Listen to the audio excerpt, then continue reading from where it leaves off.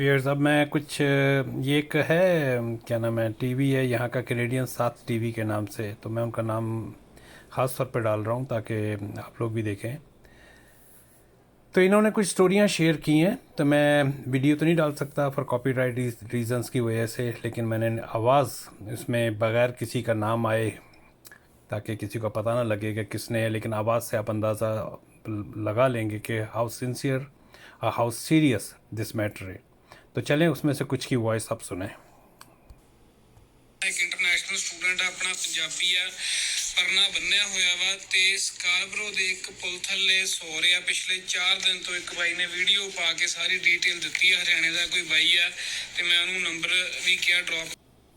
आओ जी आया नु वेलकम है इत्थे सारिਆਂ ਦਾ ਇਹ ਦੇਸ਼ ਵੈਲਕਮ ਕਰਦਾ ਵੀ ਸਕਿੱਲ ਲੈ ਕੇ ਆਉਣ ਮਜ਼ਦੂਰ ਬਣ ਕੇ ਨਾ ਆਉਣ ਸਕਿੱਲ ਲੈ ਕੇ ਆਉਣ ਕਿਸੇ ਕੰਮ 'ਚ ਵੀ ਉਹ ਸਕਿੱਲ ਤੋਂ ਬਿਨਾ ਬਿਲਕੁਲ ਨਾ ਆਉਣ। ਜੇ ਮਜ਼ਦੂਰ ਬਣ ਕੇ ਟਾਈਮ ਪਾਸ ਕਰਨਾ ਜਿਵੇਂ ਆਪਣੇ ਮਜ਼ਦੂਰ ਸਾਈਕਲਾਂ ਤੇ ਮਜ਼ਦੂਰੀ ਕਰਨ ਜਾਂਦੇ ਸੇਮ ਕੰਡੀਸ਼ਨ ਹੋ ਜਾਣੀ ਹੈ। ਤੁਹਾਡਾ ਚੁੱਲ੍ਹਾ ਚੱਲਣਾ ਹੈਗਾ ਇੱਥੇ ਵੱਧ ਤੋਂ ਵੱਧ ਤੁਹਾਡਾ ਮਤਲਬ ਕਾਰ ਦੀਆਂ ਇੰਸ਼ੋਰੈਂਸ ਨਿਕਲਣੀਆਂ ਤੁਹਾਡਾ ਇੰਨਾ ਕੁ ਖਰਚਾ ਹੋਣਾ ਉੱਥੇ ਤੁਸੀਂ ਬਚਤ ਕੁਝ नहीं कर सकते।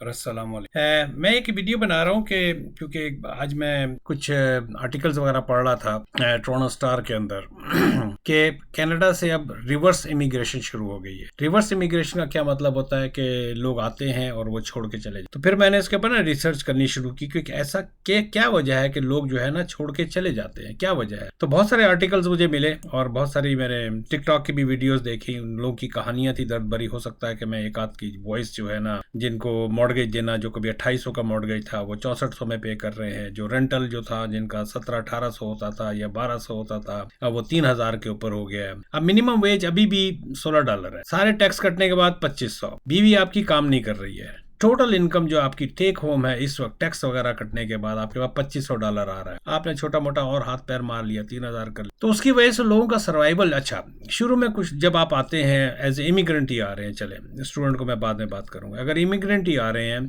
तो कनाडा की एक सर्टन इनकम है कि नंबर ऑफ फैमिलीज के हिसाब से you have to bring that much money in this country. अच्छा, आप वो पैसे तो लेके आते हैं लेकिन वो मुश्किल से 6 महीने से ज्यादा आपका साथ नहीं दे पाते। तो होता क्या है कि देन यू स्टार्ट थिंकिंग इधर यू बी डिप्रेस्ड, और या फिर आप वापस चले जाएंगे या फिर जो भी आपके घरेलू मामला होते हैं। तो मैं जब काफी स्टडी कर रहा था तो मुझे ये आर्टिकल मिला, ये इमिग्रेशन न्यूज canada.ca का है, बहुत अच्छी वेबसाइट है ये, मैं आप लोगों को भी रिकमेंड करूंगा इसको सब्सक्राइब करें। और मैं ये क्योंकि इनकी इन्फॉर्मेशन ले रहा हूँ तो इसलिए मेरा फर्ज है कि इनका नाम बताऊं। तो top 9 reasons why immigrants are leaving Canada. तो इसमें ये बताया गया कि कनाडा कौन कौन सी जो 9 रीजन टॉप रीजंस हैं जिसकी वजह से कनाडा जो इमिग्रेंट हैं क्यों निकल जाते हैं यहाँ से। तो चलें वन बाय वन करते हैं। बाकी तो बुरी दास्तान है, Canada is a beautiful country, इसमें कोई शक भी नहीं है, क्राइम फ्री है, काफी हद तक गो अप क्राइम्स बढ़ गए हैं, लेकिन फिर भी when it compares to rest of the world Canada is still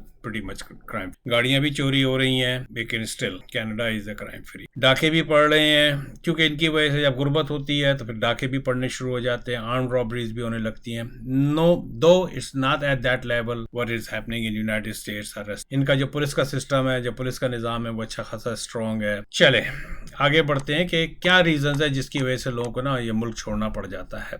9 reason. Having high and unrealistic expectation. जब आप यहाँ उतरते हैं ना तो हम वहाँ जिस तरह हमारा इमिग्रेशन वहाँ की हो जाती है तो हम अच्छा खासा लोगों को बताना शुरू कर देते हैं कि भाई हमारी तो इमिग्रेशन हो गई। तो लोग कहते हैं कि भैया बस जी आपको तो जन्नत का टिकट मिल गया, और आप भी इसी फूफा में ही रहते हैं कि भाई yes I am going to the first world. और कनाडा की बड़ी बातें सुनी हैं, उनकी बड़ी वीडियोस देखी हैं, ज़बरदस्त किस्म का डाउनटाउन है, नदियाँ हैं, लेक्स है, कंट्री ऑफ लेक्स है, पहाड़ हैं, नेचुरल ब्यूटी है, way too clean that's true, big malls, clean सड़कें, all that kind of stuff. लेकिन जब यहाँ आप आते हैं ना तो आपको कोई थोड़ा सा फाइनेंशियल स्ट्रेस, जॉब ना होने की वजह से ना जो आपकी एक्सपेक्टेशंस आप रख के आते हैं वो पूरी हो नहीं है। तो एक वजह ये होती है जिसकी वजह से लोग यहाँ ना निकल जाते हैं।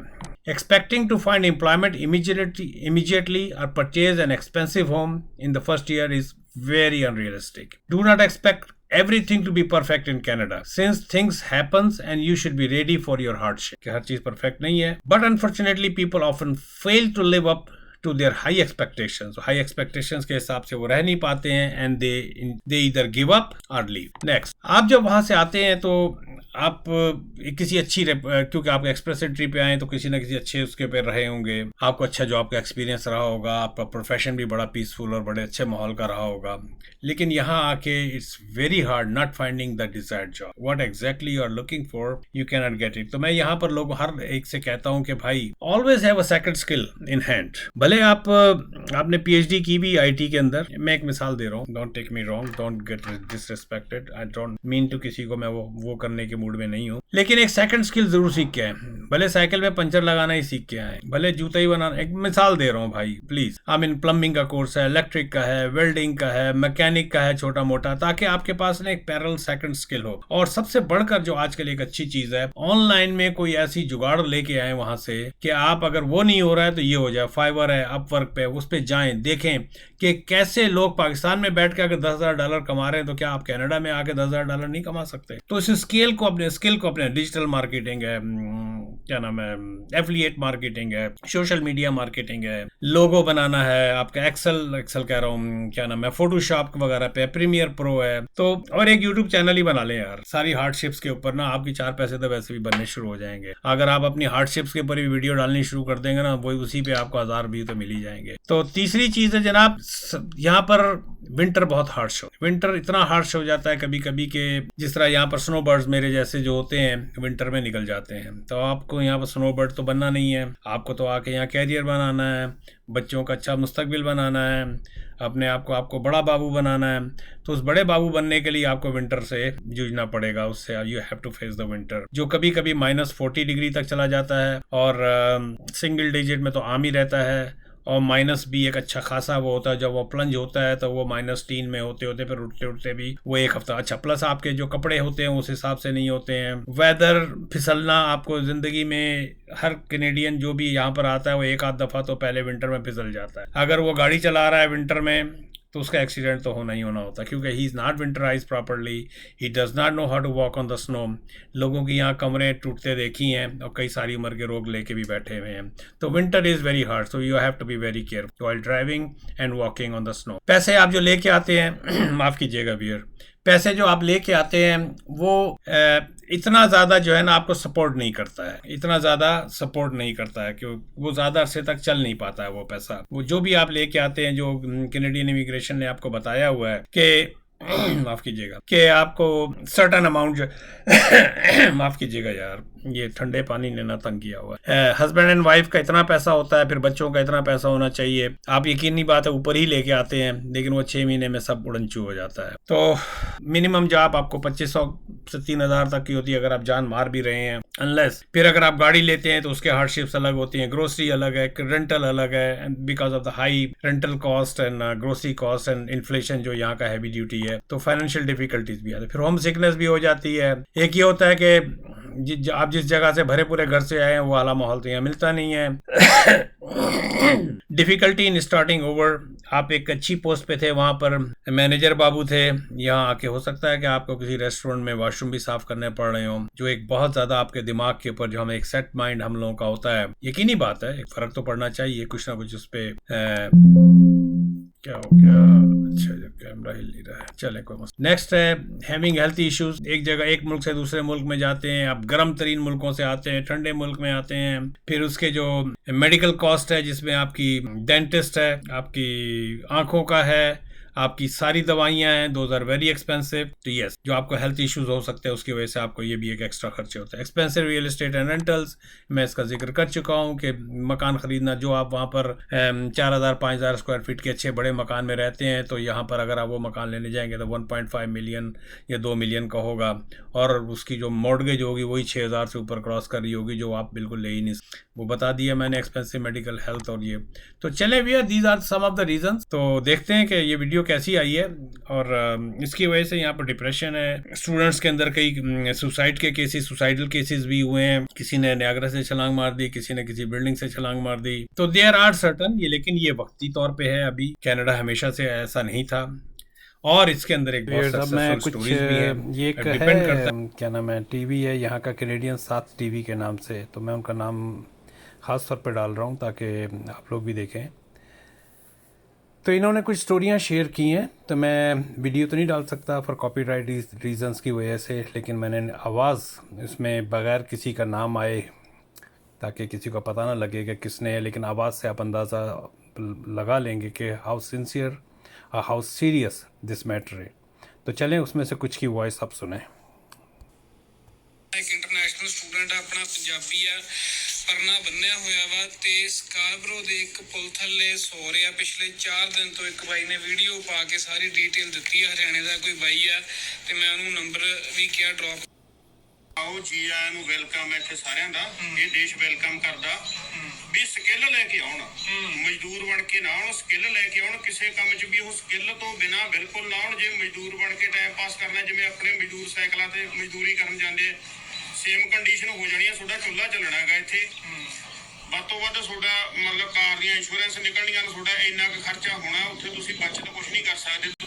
ਉਹ ਘੱਟੋ ਘੱਟ ਗ੍ਰੈਜੂਏਟ ਜ਼ਰੂਰ ਹੋਣ, ਤੇ ਜੇ ਸਕਿੱਲ ਹੋਵੇ ਕਿਸੇ ਕੰਮ 'ਚ ਸਪੈਸ਼ਲ ਹੋਣ ਤਾਂ ਫਿਰ ਬਹੁਤ ਵਧੀਆ। ਨਹੀਂ ਤਾਂ ਜਿਵੇਂ ਆਪਣੇ ਪੰਜਾਬੀ ਦੇ ਇੱਕ ਹੈਗਾ ਨਾ, ਪਿੰਡ ਜਿਨ੍ਹਾਂ ਦੇ ਗੱਡੇ ਚੱਲਣ, ਹੁੰਦੀ ਨੰਬਰਦਾਰੀ, ਸ਼ਹਿਰ ਜਾ ਕੇ ਬਣ ਜਾਂਦਾ ਬੰਦਾ ਬੱਸ ਦੀ ਇੱਕ ਸਵਾਰੀ। ਗਏ ਨੌਜਵਾਨ ਦੀ ਹੋਈ ਮੌਤ, ਪਰਿਵਾਰ ਸਦਮੇ ਵਿੱਚ। ਪੰਜਾਬ ਦੇ ਬਰਨਾਲਾ ਜ਼ਿਲ੍ਹੇ ਦੇ ਪਿੰਡ ਸੰਧੂ ਕਲਾਂ ਦੇ 17 ਸਾਲਾ ਜਗਜੀਤ ਸਿੰਘ ਦੀ ਕੈਨੇਡਾ ਵਿੱਚ ਦਿਲ ਦਾ ਦੌਰਾ ਪੈਣ ਕਰਕੇ ਮੌਤ ਹੋ ਗਈ ਹੈ। ਉਹ 10 ਦਿਨ ਪਹਿਲਾਂ ਪੜ੍ਹਾਈ ਅਤੇ ਰੋਜ਼ੀ ਰੋਟੀ ਲਈ ਕੈਨੇਡਾ ਗਿਆ ਸੀ। ਮ੍ਰਿਤਕ ਨੌਜਵਾਨ ਦੀ ਇੱਕ ਗੱਲ ਮੈਂ ਅੱਗੇ ਵੀ ਕਹੀ ਸੀ, ਪਤਾ ਨਹੀਂ ਇੰਨੀਆਂ ਕੁ ਇਦਾਂ ਦੀਆਂ ਕਿੰਨੀਆਂ ਕੁ ਵੀਡੀਓਜ਼ ਹੋਰ ਬਣਾਉਣੀਆਂ ਪੈਣਗੀਆਂ ਜਿਹਦੇ ਵਿੱਚ ਸਾਡੇ ਇੰਟਰਨੈਸ਼ਨਲ ਸਟੂਡੈਂਟ ਪੰਜਾਬੀ ਭਾਈਚਾਰੇ ਦੇ ਨੌਜਵਾਨ ਕੈਨੇਡਾ ਦੇ ਵਿੱਚ ਹਾਰਟ ਅਟੈਕ, ਕਾਰਡੀਅਕ ਅਰੈਸਟ ਨਾਲ ਜਿਨ੍ਹਾਂ ਦੀ ਮੌਤ ਹੋਈ ਜਾਏਗੀ। ਹਜੇ ਪਰਸੋਂ ਚੌਥ ਆਪਾਂ ਜਗਜੀਤ ਸਿੰਘ ਦੀ ਗੱਲ ਕਰਕੇ ਹਟੇ ਹਾਂ, 17 ਸਾਲ ਦਾ, ਵੈਨਕੂਵਰ 'ਚ ਉਹਦੀ ਡੈਥ ਹੋਈ। ਉਸ ਤੋਂ ਪਹਿਲਾਂ ਵਰਿੰਦਰ ਨਾਥ ਦਾ ਮਰਡਰ ਹੋਇਆ। ਵਰਿੰਦਰ ਨਾਥ ਦੇ ਮਦਰ ਦੁੱਖ ਨਹੀਂ ਸਹਾਰ ਸਕੇ, ਉਹਨਾਂ ਨੇ ਸੁਸਾਈਡ ਕਰ ਲਿਆ। ਹੁਣ 22 ਸਾਲ ਦਾ ਨੌਜਵਾਨ ਗਗਨਦੀਪ ਸਿੰਘ ਬਰੈਂਪਟਨ ਦਾ ਹੀ ਸੀਗਾ, ਇੱਥੇ ਰਹਿੰਦਾ ਸੀ, ਇਹਦੀ ਡੈਥ ਹੋਈ ਆ। ਇਹ ਸੀਗਾ ਮੇਰੇ ਪਿੱਛੇ ਤੁਸੀਂ ਖਬਰ ਦੇਖ ਰਹੇ ਹੋ ਕਿ ਅਫੋਰਡੇਬਿਲਟੀ ਕ੍ਰਾਈਸਿਸ ਜਿਹੜਾ ਵਾ ਕੰਟੀਨਿਊ ਹੋ ਰਿਹਾ ਵਾ GTA ਦੇ ਵਿੱਚ, ਕਿਉਂਕਿ ਲੋਕਾਂ ਤੋਂ ਘਰ ਨਹੀਂ ਲਏ ਜਾ ਰਹੇ।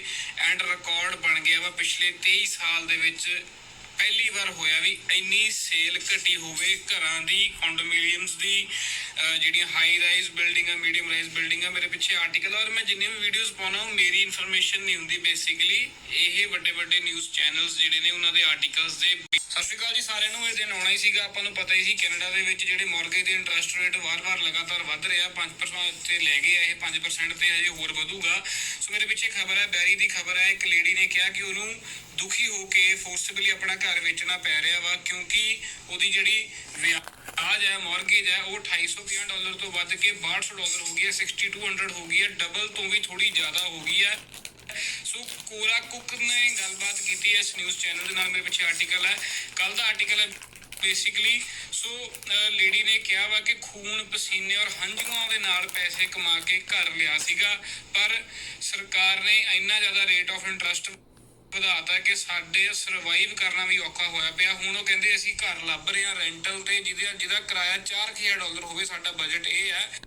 जी भैया, तो मैं जो ये वीडियो और ये जो वॉइस दिखाने का मकसद किसी को डिग्रेड करना या किसी का वो करना नहीं है। बताने का मकसद ये है कि जो भी पेरेंट्स हैं वहाँ से अपने बच्चों को भेज रहे हैं, उनको स्किल सिखा के भेजें। कोई ना कोई हुनर आना चाहिए, ताकि जो इस वीडियो में एक उस भाई ने कहा कि यहाँ के मज़दूरी करने से अच्छा है कि कुछ ट्रेड सीख के आए। अगर वो ट्रेड सीख के आते हैं, जल्दी ना करें, काली ना करें पेरेंट्स को। जिस तरह उसने कहा है कि वो मैट्रिक के बाद ही अपने बच्चों को भेजने के चक्कर में, इंटर को भेजने के चक्कर में है, इंडिया की बात कर रहा हूँ। तो इस तरह पाकिस्तान के अंदर भी जो भी आ रहा है, कोई ना कोई स्किल, 1 साल बाद आ जाओ, स्किल सीख के आ जाओ, लैंग्वेज पे अबूर करके आ जाओ।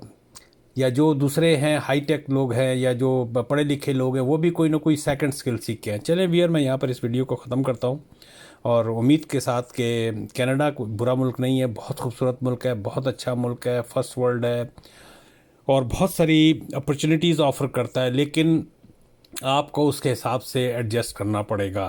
अगर आप समझेंगे कि हर चीज़ the grass is always green on the other side, if you think that way, no, come to the reality ground। चलें वियर, मिलते हैं एक ब्रेक के बाद। मेरे चैनल को सब्सक्राइब कीजिएगा।